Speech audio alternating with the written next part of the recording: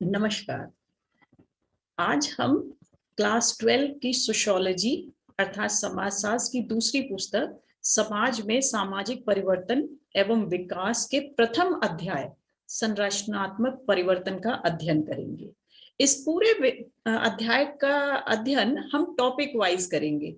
तो पहला टॉपिक हम इसमें लेते हैं भारत में उपनिवेशवाद के प्रभाव एवं परिवर्तन, अर्थात जब अंग्रेज भारत आए उनका हमारे ऊपर क्या प्रभाव पड़ा और उस प्रभाव के कारण कौन कौन से परिवर्तन हम हमारी संस्कृति के अंदर अर्थात हमारे पूरे भारत के अंदर देखे गए हैं या देखे जाते हैं। तो प्रभाव और परिवर्तन दोनों का ही अध्ययन हम इस अध्याय के अंदर करेंगे।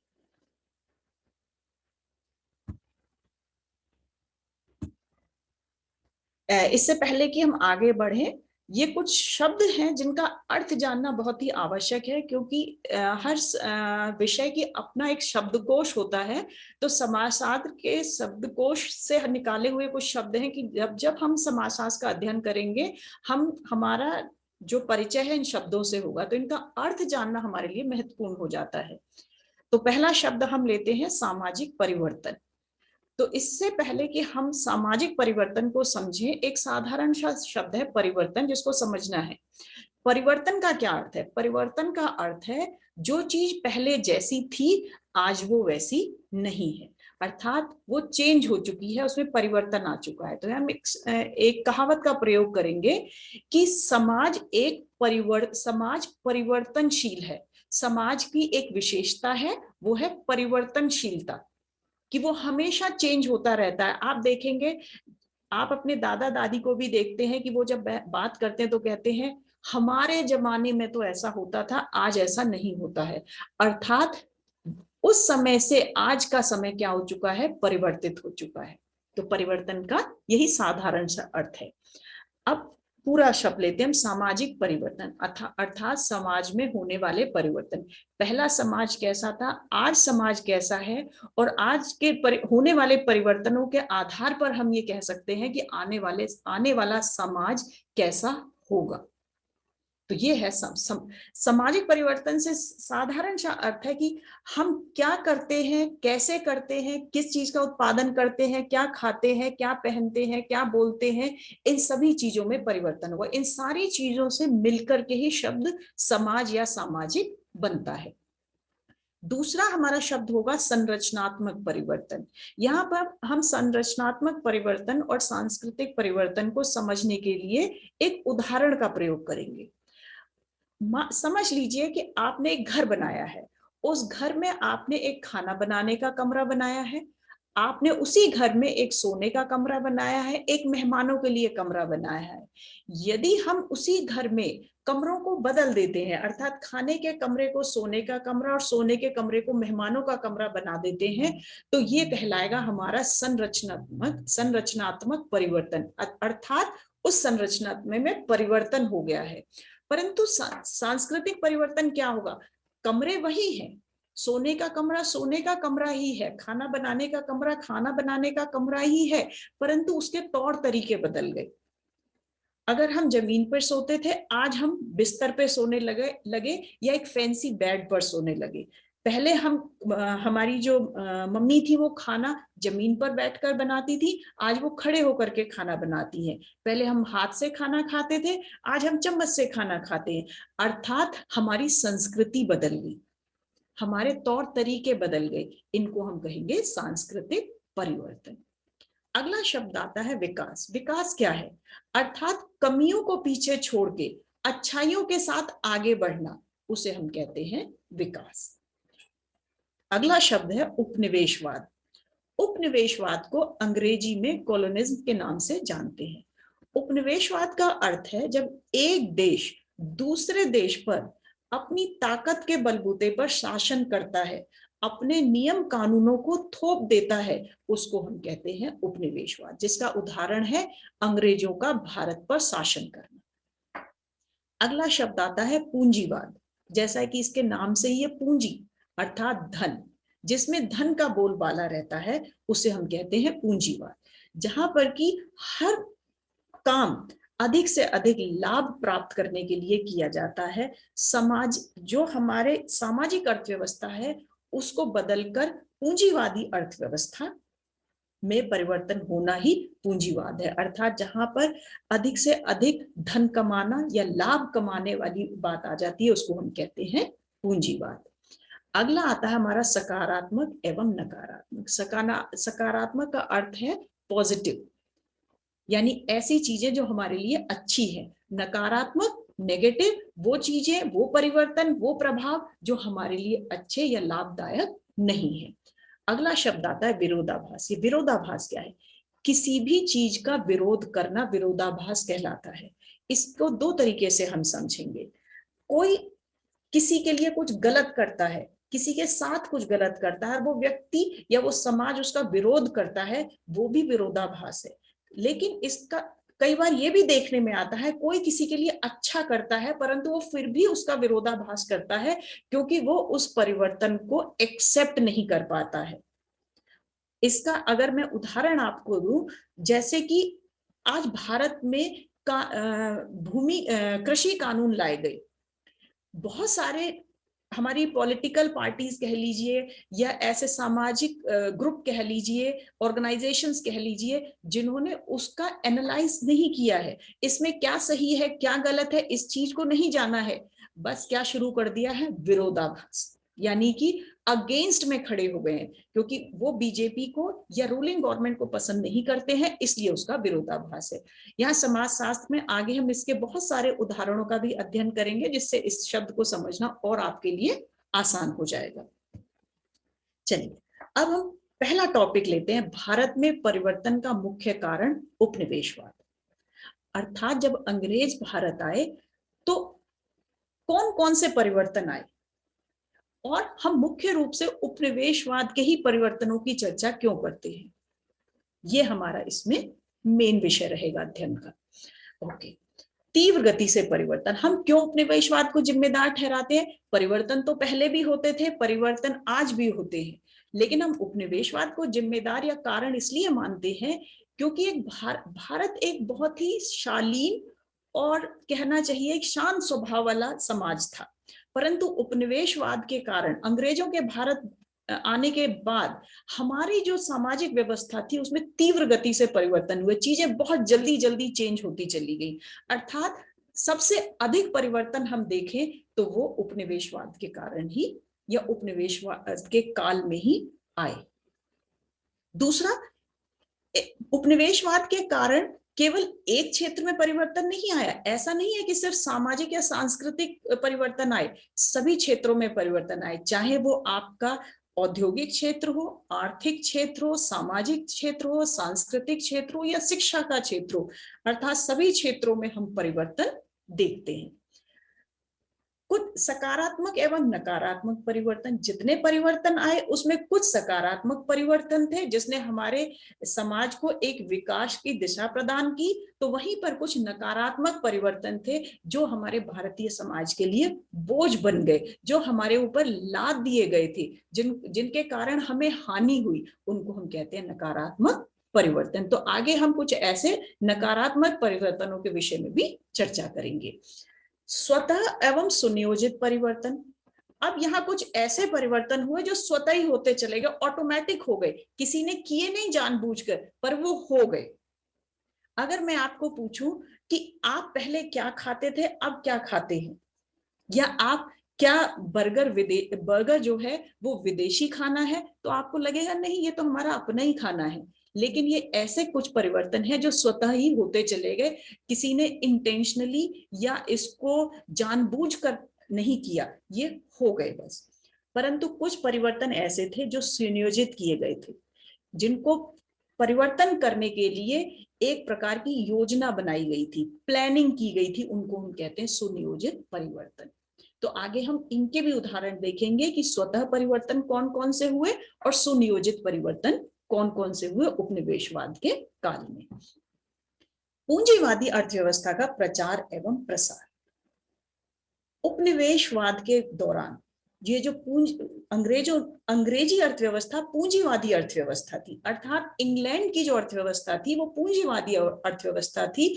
और जब वो भारत आए तो उन्होंने इस पूंजीवादी अर्थव्यवस्था का ही प्रचार एवं प्रसार किया। कहना चाहिए जितना एडवर्टाइज उन्होंने किया, वो उनके जो भी कार्यकलाप थे, वो जो भी भारत में करते थे, उसका एकमात्र उद्देश्य लाभ प्राप्त करना होता था, अधिक से अधिक लाभ प्राप्त करना होता था, चाहे उसके लिए उनको शोषण करना पड़े या शोषण करना पड़ा या भारत को कुछ प्रकार की सुविधा प्रदान करनी पड़ी, लेकिन उनका अंतिम उद्देश्य क्या था? लाभ प्राप्त करना। दूसरा हम कहेंगे उपनिवेशवाद के कारण लोगों के आवागमन को बहुत अधिक बढ़ावा मिला। भारत पहले कैसा था? अगर एक गांव है, लोग अपनी सारी जरूरतें उस गांव के अंदर ही पूरी कर लिया करते थे, दूसरे गांव या दूसरे शहर या दूसरे बहुत दूर वाले गांव में उतना नहीं जाते थे। परंतु उपनिवेशवाद के कारण आए परिवर्तनों के वजह से लोगों का आवागमन बढ़ गया। अंतरराष्ट्रीय अंतरराज्यीय सब प्रकार का जो आवागमन था उसको बढ़ावा मिला। लोग अपना गांव छोड़ करके शहरों में और शहरों से एक शहर से दूसरे शहर में लोग जाने लगे। वंशवाद का अंत। वंशवाद से हमारा तात्पर्य यहाँ है जो हमारा राजा और फिर उसका बेटा जो राजा बनता था, उस प्रकार की अर्थव्यवस्था से। तो आप सभी जानते हैं भारत एक राजाओं का देश रहा, जहां पे ये निश्चित होता था कि अगर राजा की मृत्यु हो जाती है तो उसका जो सबसे बड़ा पुत्र होगा वही राजा बनेगा। अर्थात उस परिवार से बाहर का कोई व्यक्ति कितना ही गुणवान क्यों ना हो, वो राज्य नहीं कर सकता था। राज्य करने का जो अधिकार था वो एक सुनिश्चित वंश को ही प्राप्त होता था। परंतु अंग्रेजों के आने के बाद इस वंशवाद का क्या हो गया? अंत हो गया। तो ये एक प्रकार का सकारात्मक परिवर्तन था। औद्योगिकरण एवं नगरीकरण का विकास। मुख्य रूप से जो हम इस पूरी पुस्तक में अध्ययन करेंगे परिवर्तनों के रूप में, वो करेंगे हम औद्योगिकरण एवं नगरीकरण का विकास। भारत में ये औद्योगिकरण कैसे आया, इसके क्या प्रभाव रहे और इसके क्या परिणाम हुए। साथ ही साथ हम नगरीकरण से भी होने वाले परिवर्तनों और प्रभावों का अध्ययन करेंगे। बहुत कहना चाहिए बढ़ चढ़ के औद्योगिकरण और नगरीकरण हुआ उपनिवेशवाद के काल में भारत के अंदर। अगला, उपनिवेशवाद का सभी क्षेत्रों में हस्तक्षेप रहा। ऐसा नहीं उन्होंने सिर्फ गांवों में हस्तक्षेप किया या उद्योगों को बढ़ावा दिया या नगरीकरण का विकास किया। इसके साथ साथ उन्होंने हमारी कृषि व्यवस्था में भी हस्तक्षेप किया। अर्थात कौन सी फसल उगानी चाहिए, कौन सी नहीं उगानी चाहिए, किससे अधिक लाभ प्राप्त होगा, कौन सी फसल का उगाना अंग्रेजों के लिए लाभप्रद होगा, इस सभी में अंग्रेजों का हस्तक्षेप रहा। यहां तक कि हमारे जो जंगल थे वहां पर भी अंग्रेजों का हस्तक्षेप देखा गया। चलिए अब हम एक एक परिवर्तन को लेकर के चर्चा करेंगे। तो पहले हम बात करते हैं स्वतः एवं सुनियोजित परिवर्तन। यहाँ हम एक लिस्ट देखेंगे जिसमें कुछ परिवर्तन स्वतः हुए और कुछ जो थे हमारे सुनिश्चित परिवर्तन थे। विचारधारा में परिवर्तन। भारतीय विचारधारा बदली, महिलाओं के प्रति विचारधारा बदली, शिक्षा के प्रति विचारधारा बदली, काम के प्रति विचारधारा बदली। ये एक स्वतः परिवर्तन था। कुछ इस विचारधारा के बदलने में भी कुछ स्वतः परिवर्तन थे, कुछ सुनियोजित परिवर्तन थे। अर्थात जब शिक्षा में महिलाओं को समान अधिकार प्राप्त हुआ तो ये एक सुनियोजित परिवर्तन था।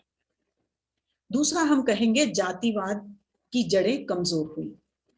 आप सभी जानते हैं कि जातिवाद एक बहुत बड़ा दोष है हमारे भारत में। अंग्रेजों के आने से पहले यह जातिवाद बहुत ही मजबूत हुआ करता था। इसको लेकर के खान पान संबंधी नियम थे कि कौन सी जाति के लोग किस जाति के लोगों के साथ खाने पीने का संबंध रखेंगे, किस प्रकार के विवाह संबंध रखेंगे। यहाँ तक कि कुछ जातियों को गहने पहनने में यानी जेवर पहनने का भी प्रतिबंध लगा हुआ होता था। कौन नॉन वेजिटेरियन खाना खाएगा अर्थात मांसाहारी खाना खाएगा, कौन मांसाहारी खाना नहीं खाएगा, इन सभी को लेकर के कड़े नियम भारत में देखे गए हैं। आपने कक्षा 11 में जब अध्ययन किया होगा तो जातिवाद के विषय में अवश्य अध्ययन किया होगा। खान पान में बदलाव। ये एक स्वतः परिवर्तन है। हमारे खाने पीने का समय बदल गया, हमारे खाने पीने की जो चीजें थी वो बदल गई, हमारे खाने पीने के तौर तरीके बदल गए। अर्थात आप अगर अपनी दादी या नानी से बात करेंगे तो वो कहेंगे हम लोग दिन छिपने से पहले खाना खा लिया करते थे, अर्थात सूरज छिपने से पहले हमारा डिनर हो जाता था। लेकिन आज की जो कार्य प्रणाली है, वर्तमान समय का जो कार्य प्रणाली है, आप देखेंगे कि आपके पेरेंट्स, आपके जो मम्मी पापा है, आपके जो माता पिता है, वो घर 9-10 बजे तक आते हैं, उसके बाद वो खाना खाते हैं। तो इस प्रकार हमारे खाने के समय में भी परिवर्तन हो गया। पहले सामूहिक रूप से, अर्थात हम पूरा परिवार साथ बैठकर खाया करता था, लेकिन क्योंकि आज सभी काम धंधों में बिजी है, कोई स्कूल जाता है, कोई कॉलेज जाता है, कोई ऑफिस जाता है, सबके घर आने के समय अलग है, घर से जाने के समय अलग है, इसलिए ना ही तो पूरा परिवार सुबह का खाना साथ खा पाता है, ना ही रात का खाना साथ खा पाता है। इसके साथ साथ हमारे खाने के तरीके बदले। खाने के तरीके कैसे? पहले हम हाथ से खाते थे, अब हम छुरी कांटों का इस्तेमाल करते हैं। पहले हम साधारण भोजन करते थे, आज हम फास्ट फूड खाते हैं। तो आप देखिए खान पान में विभिन्न प्रकार के परिवर्तन या हम कहेंगे बदलाव देखने को मिलते हैं। वेशभूषा में परिवर्तन, यानी कि जो कपड़े हम पहनते हैं उसमें भी परिवर्तन आए। आप कहेंगे Indian dress, Indo western dress और वेस्टर्न ड्रेस, ये सब कहां से आया? पहले हम लोग साधारण कपड़े पहनते थे, महिलाएं साड़ी ब्लाउज पहनती थी, पुरुष धोती कुर्ता पहनते थे। लेकिन अंग्रेजों को देखने के बाद, अंग्रेजों का ऑब्जर्व करने के बाद, उनके साथ काम करने के बाद धीरे धीरे लोगों ने अपने वेशभूषा में भी परिवर्तन कर लिया। और आज आप देखिए पैंट शर्ट का पहनना या जीन्स का पहनना इतना साधारण हो चुका है हमारे समाज में कि हम ये कह नहीं सकते कि ये एक विदेशी वेशभूषा है, भारत की वेशभूषा नहीं है, जिसका मुख्य कारण है विदेशियों का भारत आना, अर्थात अंग्रेजों का भारत आना।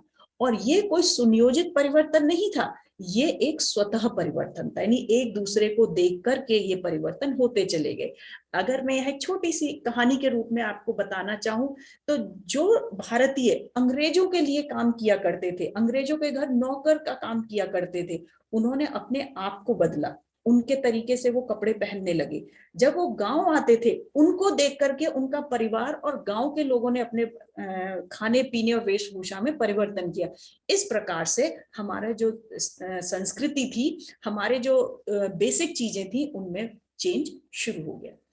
एक और हम परिवर्तन की बात करेंगे, एकांकी परिवारों का जन्म, जिसको हम कहते हैं कि एकल परिवार, जहां पर कि सिर्फ माता पिता और उनके बच्चे रह सकते हैं। यहाँ इस प्रकार के परिवारों में जो आपके दादा दादी हैं उनको शामिल नहीं करते हैं। जो परिवार दादा दादी नाना नानी के साथ रहते हैं उसको हम परिभाषा देते हैं संयुक्त परिवार।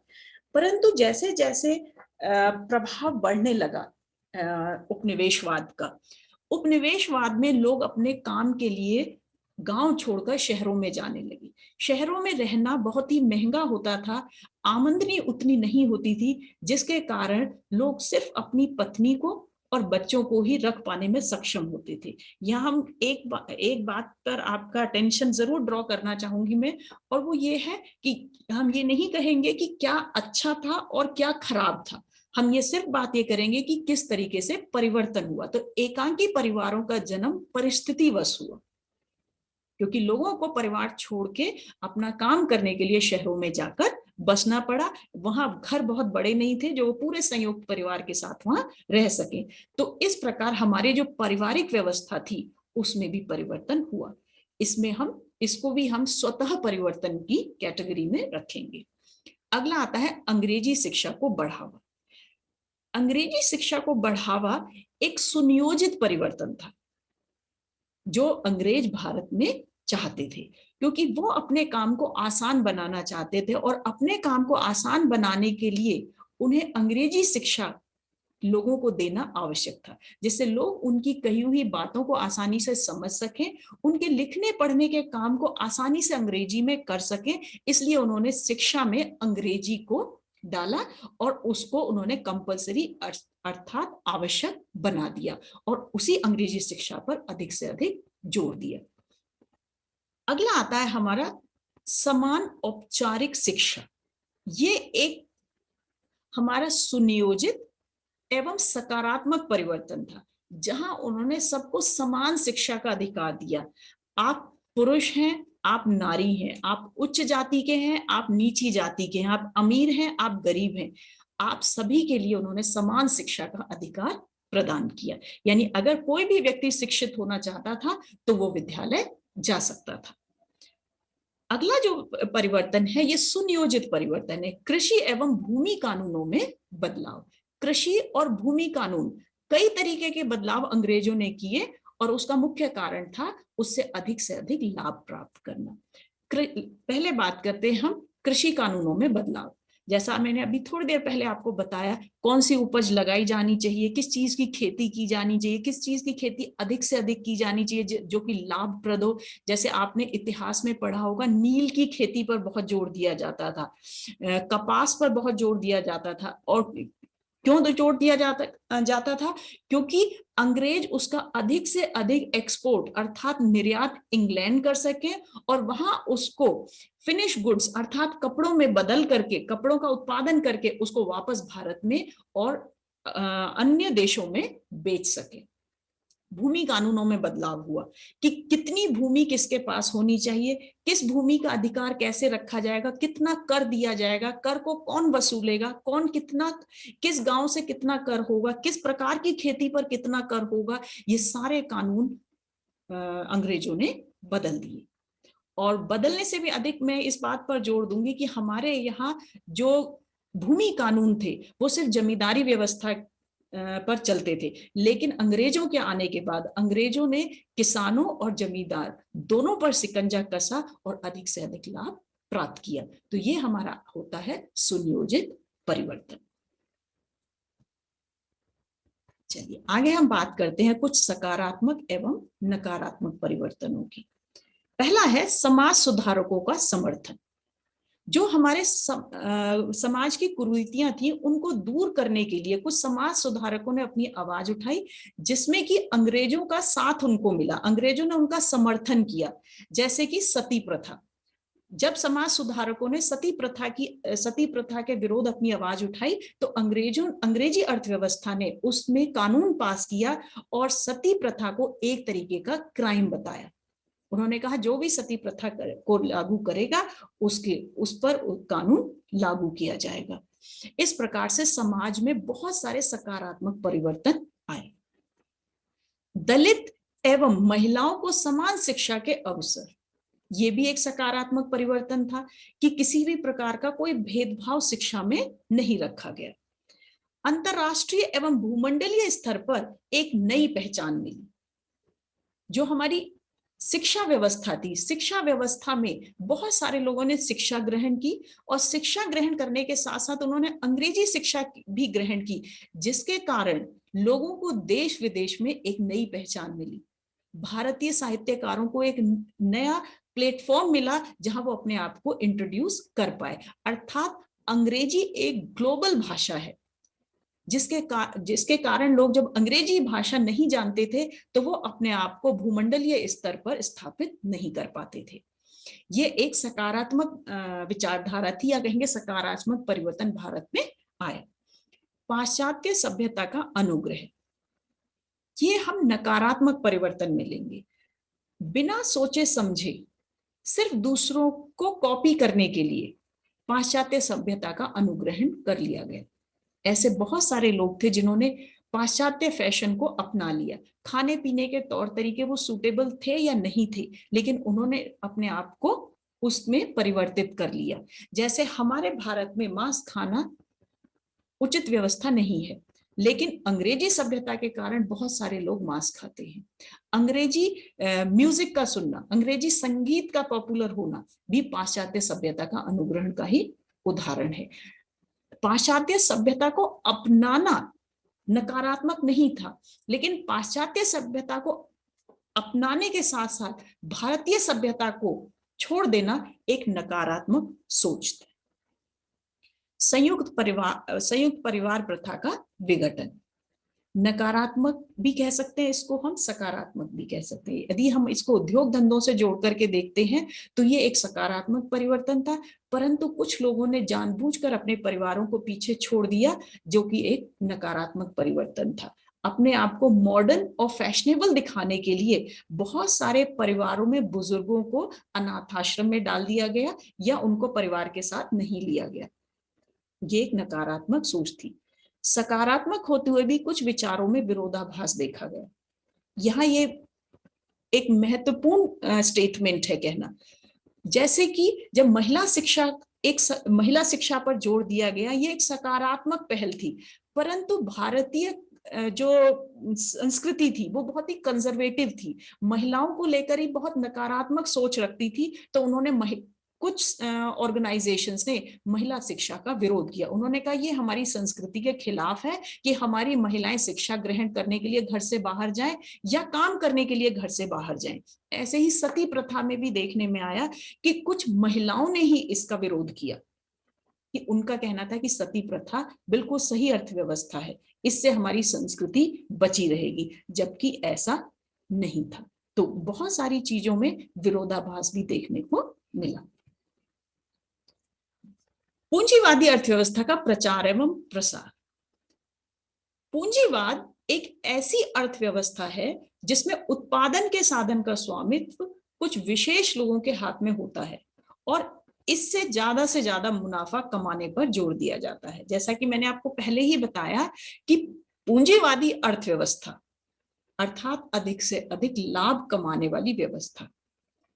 यहां कुछ लोगों के हाथ में उत्पादन के साधन आ जाते हैं, चाहे वो प्राकृतिक साधन हो या भौतिक साधन हो। यदि किसी के पास जमीन ज्यादा है तो वहीं से उसका पूंजीवादी अर्थव्यवस्था की ओर झुकाव शुरू हो जाता है। अगर उसके पास जमीन अपनी है तो वो कारखाना लगाएगा तो उत्पादन करेगा तो उसको अधिक लाभ होगा और फिर वो और जमीन खरीदेगा। तो इस तरीके से एक सीमित संख्या में लोग आर्थिक रूप से सक्षम होते हैं, जबकि बाकी लोग मजदूरी करने पर बाध्य होते चले जाते हैं। इस व्यवस्था पर अर्थात पूंजीवादी अर्थव्यवस्था पर अंग्रेजों ने बहुत जोर दिया, क्योंकि उत्पादन के साधनों को उन्होंने अपने कब्जे में ले लिया। तो बहुत ही कम या कहना चाहिए गिने चुने भारतीयों को अवसर प्राप्त हुए कि वो अपने आप को औद्योगिक रूप से स्थापित कर सकें। चलिए अगला हम बात करते हैं कृषि पर नियंत्रण।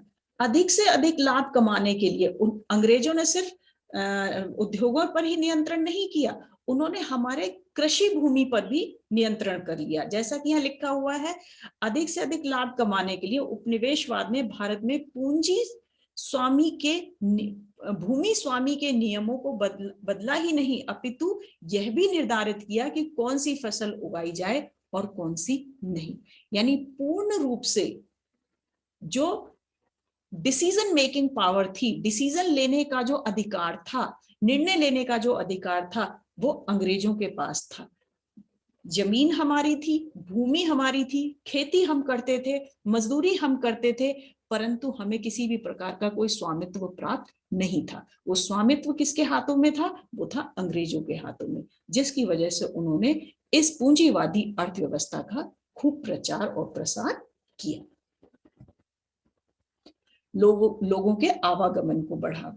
जैसा कि हमने परिवर्तनों में देखा था कि लोगों के आवागमन में भी परिवर्तन हुआ, तो रेलवे की स्थापना हुई जिससे आवागमन को बढ़ावा मिला। यातायात के अन्य साधनों में भी परिवर्तन हुआ, अधिक से अधिक मोटर गाड़ी चलाई जाने लगी, जिससे लोग एक जगह से दूसरी जगह लोग आसानी से जा सकते थे। साथ के साथ मजदूरों को भी एक स्थान से दूसरे स्थान पर ले जाने के बात को ध्यान में रखते हुए अंग्रेजों ने अधिक से अधिक यातायात के साधनों का भारत में विकास किया। ऐसा नहीं है कि वो भारत का विकास करना चाहते थे उसलिए उन्होंने रेलवे या यातायात की स्थापना भारत में की। उनका उद्देश्य था कि वो अधिक से अधिक शोषण कर सके भारत का और अपना जो मकसद है उसको सफल कर सके। प्रवासी मजदूर वर्ग का जन्म। इस आवागमन के बढ़ावे के परिणाम स्वरूप हमारे प्रवासी मजदूरों का जन्म हुआ। एक नया वर्ग सामने आया जिसको हमने कहा प्रवासी मजदूर। ये जो प्रवासी मजदूर शब्द है आपने कोरोना पैंडेमिक के दौरान बहुत सुना होगा कि कि प्रवासी मजदूर अपने घर लौटना चाहते हैं। कौन होते हैं ये प्रवासी लोग? प्रवासी लोग होते हैं जहां इनका जन्म हुआ होता है, जहां ये बड़े हुए होते हैं, उस जगह को छोड़ के काम करने के लिए किसी दूसरे प्रदेश या किसी दूसरे देश में चले जाते हैं और अपना जीवन वही व्यापन करते हैं। उनको हम कहते हैं प्रवासी। तो यहाँ प्रवासी मजदूर वर्ग का जन्म हुआ, क्योंकि अंग्रेजों ने पूरे भारत का विकास नहीं किया, पूरे भारत में औद्योगिकरण को स्थापित नहीं किया, कुछ सीमित राज्यों में ही औद्योगिकरण को स्थापित किया। और उन उद्योगों में मजदूरों की पूर्ति करने के लिए उन्होंने जो हमारे बैकवर्ड स्टेट्स थे या कहें बैकवर्ड राज्य थे, पिछड़े हुए राज्य थे, वहां से बड़ी संख्या में मजदूरों को दूसरे शहरों पे काम पर लगाया, जिससे हमारे प्रवासी मजदूरों की जो संख्या थी वो भी बढ़ गई, तथा एक स्थान से दूसरे स्थान पर जाने का जो वर्ग था, यानी प्रवासी मजदूरों का जो वर्ग था, वो भी वर्ग, एक नए वर्ग का जन्म हुआ। अनेक भारतीय साहित्यकारों को अंतरराष्ट्रीय स्तर पर, भूमंडलीय स्तर पर नई पहचान मिली। यानी वो लोग जो अंग्रेजी जानते थे, वो लोग जिन्होंने शिक्षा ग्रहण की, आवागमन के जरिए, चाहे वो हवाई जहाज हो या पानी का जहाज हो, उन्होंने इतनी हिम्मत जुटाई कि वो अपने साहित्य का परिचय विश्व को दे सके। तो इसलिए उन्होंने भारत छोड़ के वो दूसरे देश गए और उन्होंने वहां भारत को, अपने आप को तो पहचान दिलाई ही, साथ के साथ उन्होंने अपने देश भारत को भी एक नई पहचान दिलाई, जिसका कारण हम मानते हैं कि अगर आवागमन को बढ़ावा ना मिला होता तो आज भारत को भूमंडलीय स्तर पर लोग नहीं जानते। इसके साथ साथ उत्पादन एवं वितरण के क्षेत्र में भी पूंजीवाद का प्रभाव रहा। उत्पादन के तरीके बदल गए। पहले लोग हाथों से चीजों को बनाते थे या कृषि का व्यवसाय करते थे, लेकिन धीरे धीरे उत्पादन किससे होने लगा? छोटी छोटी मशीनों से उत्पादन होने लगा। वितरण का तरीका भी बदल गया, वितरण का क्षेत्र भी बदल गया। पहले लोग गांव में ही उत्पादन करते थे, टोकरियां बनाते थे, मोमबत्ती माचिस बनाते थे और वहीं उसका इस्तेमाल कर लेते थे, या कपड़ा बनाते थे, कपड़े का इस्तेमाल उसी गांव में सिल के कर लिया जाता था। परंतु आज उसका अपने राज्य से दूसरे राज्य और एक राष्ट्र से दूसरे राष्ट्र में भेजा जाने लगा, जिससे कि अधिक से अधिक उसकी कीमत मिल सके। जंगलों पर नियंत्रण, यहां हम कहेंगे अंग्रेजों ने जंगलों पर भी नियंत्रण किया। जैसा हमने अभी पीछे पढ़ा था कि प्रत्येक क्षेत्र में अंग्रेजों का हस्तक्षेप देखा गया, उपनिवेशवाद का हस्तक्षेप देखा गया। उन्होंने एक अपॉर्चुनिटी देखी, उन्होंने एक अवसर देखा कि जंगलों में भी हमें लाभ प्राप्त कर, भारत के जंगलों में भी हमें लाभ प्राप्त करने का अवसर है कि हम, क्योंकि हमारे यहाँ बहुत बड़े जंगल हैं, उन जंगलों की लकड़ी को बेच करके, उन जंगलों में कारखाने स्थापित करके अधिक से अधिक लाभ कमाया जा सकता है। वहां पर मजदूर आसानी से मिल जाएंगे क्योंकि उनके पास और कोई कमाई का साधन नहीं है जंगलों में। इससे भी हम अपना कारखाने चला सकेंगे और लाभ बढ़ा सकेंगे। इस इंटेंशन के साथ, इस विचारधारा के साथ जंगलों पर भी उपनिवेशवाद का नियंत्रण रहा। चाय बागान, जैसा कि आप जानते हैं, चाय हमारे देश का पेय पदार्थ नहीं है। चाय कहां से आया? विदेश से। लेकिन जब अंग्रेजों ने ये देखा कि हमारे जंगलों में, हमारे पहाड़ों पर इस प्रकार की उपजाऊ भूमि है, इस प्रकार का एक एनवायरमेंटल क्लाइमेट है जहां पर कि चाय को अधिक से अधिक उगाया जा सकता है, तो क्योंकि अंग्रेज चाय के शौकीन थे, उन्होंने एक नई कृषि व्यवस्था लागू कर दी, चाय बागानों की स्थापना की। इस पर हमारा एक पूरा टॉपिक है, चाय बागान। हम उसमें अधिक से अधिक चर्चा इस विषय पर करेंगे। मजदूरों का जीवन भी प्रभावित हुआ।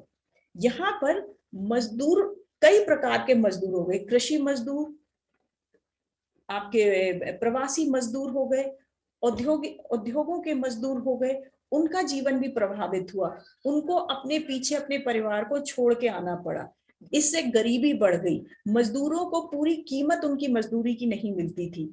तो कई प्रकार से, आर्थिक रूप से, सामाजिक रूप से, क्योंकि वो अपने परिवार के साथ नहीं रहते थे, तो बहुत सारी सामाजिक बुराइयां मजदूर वर्ग में पनपने लगी। तो इस प्रकार तो मजदूरों का जीवन था, पूर्ण जीवन भी प्रभावित हुआ उपनिवेशवाद के कारण। ये पूरे विषय का अध्ययन करने के बाद हम चाहेंगे कि हम आपका मूल्यांकन करें। तो यहाँ हमने कुछ प्रश्न लिखे हैं, और हम अपेक्षा करते हैं कि हर छात्र को इन प्रश्नों के उत्तर ज्ञात होने चाहिए। सकारात्मक एवं नकारात्मक प्रभावों के उदाहरण दीजिए जो उपनिवेशवाद के कारण भारत में आए। अर्थात ऐसे कुछ एग्जाम्पल्स दीजिए चेंजेस के, जो पॉजिटिव, कुछ पॉजिटिव एग्जाम्पल दीजिए, कुछ आप नेगेटिव एग्जाम्पल दीजिए। अर्थात सकारात्मक परिवर्तनों की एक लिस्ट बनाइए और नकारात्मक परिवर्तनों की एक लिस्ट बनाइए। वो किसमें होने चाहिए वो परिवर्तन जो कि उपनिवेशवाद के कारण हुए हों। उपनिवेशवाद से आप क्या समझते हैं? पूंजीवादी अर्थव्यवस्था क्या है? पूंजीवादी अर्थव्यवस्था का क्या अर्थ है? किस प्रकार यह अर्थव्यवस्था आती है? भारत में यह अर्थव्यवस्था किसके द्वारा लाई गई? अगला है, क्या ब्रिटिश शासकों ने भारत की उन्नति के लिए सभी कदम उठाए? जो रेलवे की स्थापना की, यातायात के साधनों का विकास किया, शिक्षा का प्रचार एवं प्रसार किया, भूमि कानून बदले, क्या वो भारत का विकास चाहते थे? इस पर अपना मत दें। उपनिवेशवाद द्वारा भारत में सुनियोजित रूप से किए गए परिवर्तनों के 2 उदाहरण दीजिए। ऐसे उदाहरण दीजिए जिसके कारण परिवर्तन आया परंतु वो परिवर्तन सुनियोजित थे, अर्थात प्लान करके किए गए थे। ऐसे कुछ परिवर्तनों की आप लिस्ट बनाइए। तो इस पूरे टॉपिक के अध्ययन के बाद हम अपेक्षा करते हैं कि हर छात्र इससे संबंधित प्रश्नों का उत्तर देने में सक्षम होगा। अगले वीडियो में हम दूसरा टॉपिक लेंगे जिसका नाम होगा औद्योगिकरण एवं नगरीकरण। धन्यवाद।